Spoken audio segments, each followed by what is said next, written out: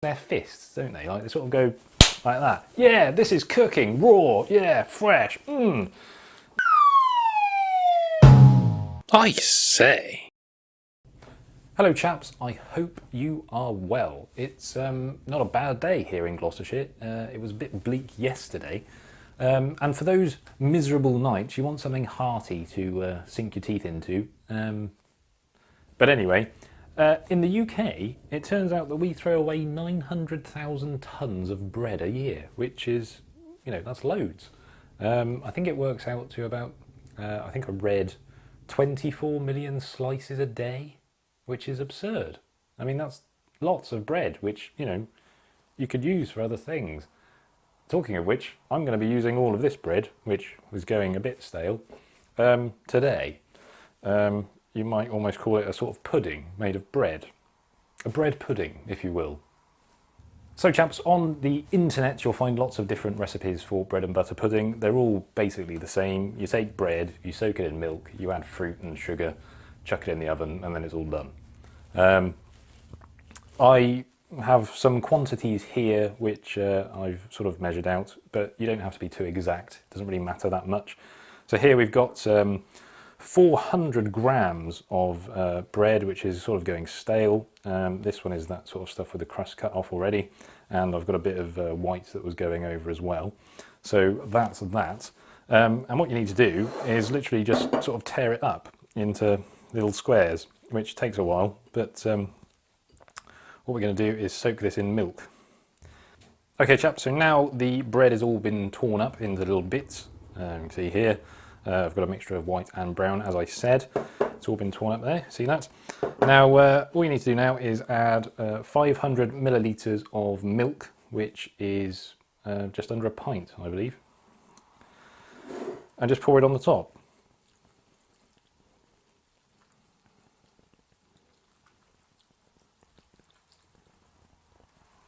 And what you need to do now is just get your hands in there and squeeze it down so that the milk goes right in over the top,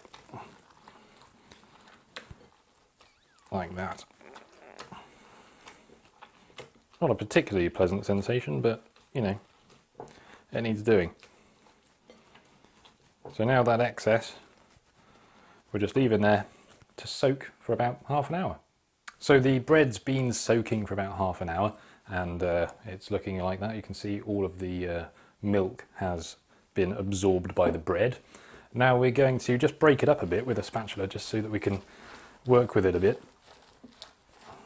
And what we're going to add to that is 400 grams of sultanas. I'm using sultanas. You can use mixed fruit as well. Some people are not partial to mixed fruit, so you can't go wrong with sultanas. So you're going to chuck those in. Now the bowl's going to get very full. I probably should have chosen a bigger bowl for this, but you know, I like living life on the edge. I really don't like living life on the edge, but you know, there we go. Just pop that in the sink and just incorporate that in there. Next we're going to add in 2 eggs, which I've lightly beaten. Just going to chuck those in. That should make the mixture a bit wetter so that we can work with it a bit easier in the bowl. Pop that in the sink, again incorporate that. Next I'm going to add in 140 grams, which is rather a lot, of golden syrup. You can see golden syrup goodness there. So that goes in. Of course you'll spend a day waiting for the cup to empty. So either measure it straight into the bowl or use your spatula to get most of it out. The next thing I'm going to add is 100 grams of butter, which I've melted in the microwave, and that's there. It started to set a little bit on the top.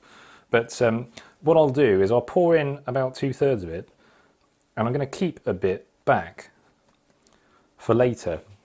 Next is 1.5 tablespoons of mixed spice, allspice, cinnamon, etc., whatever you want to put in there. It smells like winter in a dish. Look at that. Loveliness. Wintry things. So scatter that in. Make sure you really mix this in well, because The one thing you don't want is somebody to have a massive pocket of cinnamon in their mouth and, you know, blow the bread off.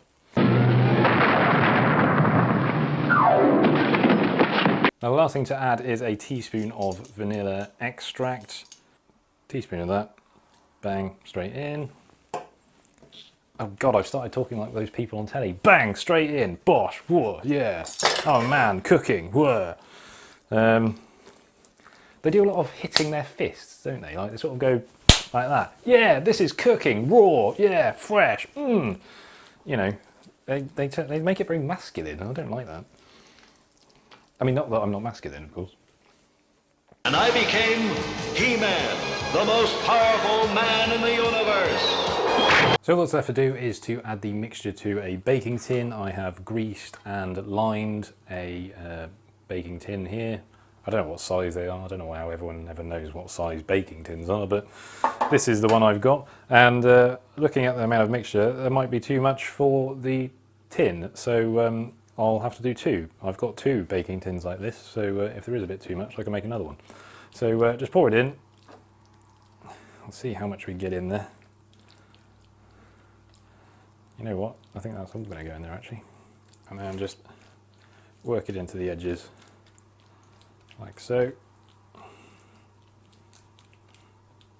Now before we put it in the oven, I'm just going to drizzle the rest of that butter over the top of it. Just like that. Don't have to be too even, but try and get a bit everywhere. Then I'm going to just sprinkle a bit of golden castor over the top. If you've got demerara, even better. I don't have any today, so I'm just going to use some caster sugar. Hopefully that'll give us a bit of crunch to the top. Be generous. There we go. So this just needs to go into the oven now. It's looking very nice. It needs to go in there for about an hour and a half on 180 degrees, which is 160 degrees fan. Gas mark, I don't know, because I haven't had a gas oven for years. I don't know, 4 maybe? Gas mark a number between 1 and 6.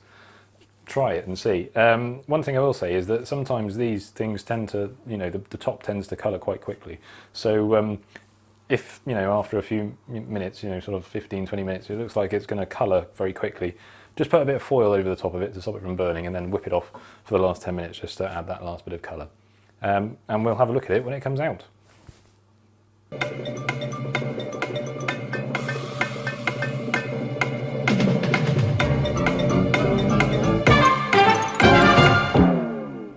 Okay chaps, so the oven just beeped, which means that it's done. Just going to take this out, pop this up here, that looks good to me. Close the oven, and it's just firm to the touch. It's starting to come away from the edge a bit there, so it's done. It has started to catch a little bit around the edge, so I think I got it just in time, but it was in there for the full 90 minutes. So we'll let it cool down for a bit, and then in a bit we'll cut it and try a piece. Okay chaps, well there you have it. There's a nice big stack of bread pudding. I'll have a few pieces. I probably won't eat all of this to myself, although I'll give it a pretty good go. I'll take some to work with me tomorrow. Hopefully you've enjoyed this brief recipe. It's a little bit different to the review videos I was doing last year. Hopefully I'll do a few more of those, but the problem with those videos is that I actually have to have products to review, and lately I've not really bought anything interesting that's worth making a video for. So I'm partial to a bit of baking, and I thought I'd do a quick recipe. So if you've enjoyed it, let me know in the comments below, and I'll do a few more, because I like making cake, because I like cake. I say. Who doesn't like cake?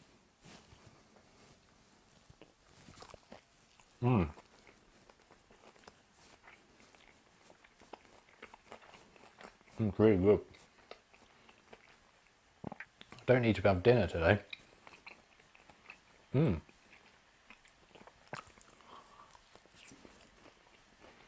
it's all sticky.